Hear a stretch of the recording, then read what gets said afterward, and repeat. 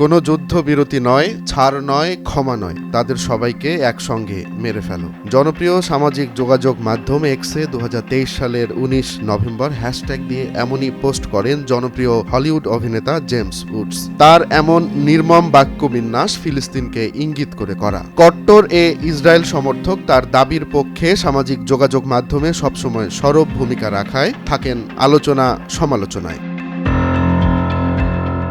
তবে এবার এক ভিন্ন কারণে তিনি আলোচনায় এসেছেন। জানা যায় যুক্তরাষ্ট্রের লস অ্যাঞ্জেলেসে সাম্প্রতিক ভয়াবহ দাবানলে পুড়ে ছাই হয়ে গেছে জেমস উডসের বিলাসবহুল ম্যানশন। সরকারি নির্দেশনার পর তিনি বাড়ি ছেড়ে দিয়ে এখন রীতিমতো বাস্তুচ্যুত একজনে পরিণত হয়েছেন। দাপুটে অভিনেতা নিজের বাড়ি হারানোর শোকে মার্কিন সংবাদ মাধ্যম CNN এর লাইভে এসে কান্নায় ভেঙে পড়েন। এ সময় তিনি আবেগে আপ্লুত হয়ে পড়েন। বলেন, আগের দিনও আমি বাড়ির সুইমিং পুলে সাঁতার কাটছিলাম, অথচ আজকে আমার সবকিছু পুরে শেষ, কিছুই আর অবশিষ্ট নেই।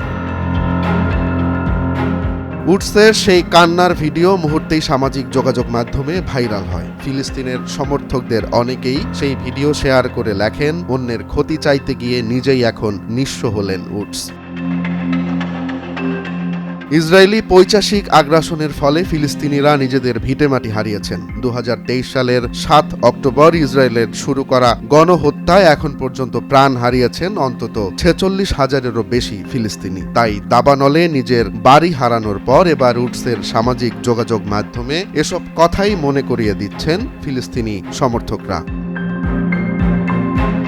ফিলিস্তিনের প্রখ্যাত কবি মুসাফ আবু তোহা সামাজিক যোগাযোগ মাধ্যম এক্সে উডসকে ইঙ্গিত করে লেখেন, তোমার কত বড় সাহস, এখন টিভিতে গিয়ে কান্নাকাটি করছো, অথচ 2023 সালের 28 অক্টোবর যখন আমার বাড়িতে বোমা বর্ষণ করলো ইসরায়েল, তখন আমার কোনো ঘর বা নিরাপদ আশ্রয় ছিল না। আমি এখনো বাড়ির ধ্বংসাবশেষে ফিরতে পারিনি, কারণ আমার শহর এখন হানাদারদের দখলে।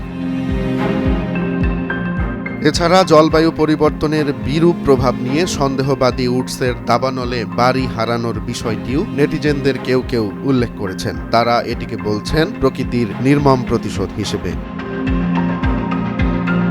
লস অ্যাঞ্জেলেসের এই দাবানলের প্রভাবে 10 জনের মৃত্যু হয়েছে, ধ্বংস হয়েছে 10,000-এরও বেশি অবকাঠামো। কয়েক লাখ মানুষ তাদের ঘরবাড়ি হারিয়েছেন। নতুন করে লুটপাট শুরু হওয়ায় লস অ্যাঞ্জেলেসে জরুরি অবস্থা জারি করা হয়েছে। স্থানীয়দের মাঝে দেখা দিয়েছে আতঙ্ক।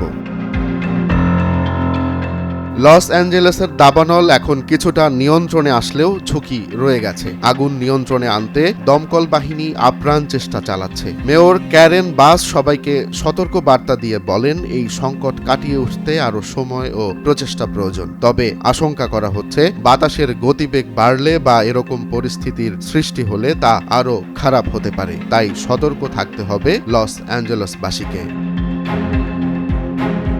রোমান্স তালুকদার, নয়া দিগন্ত।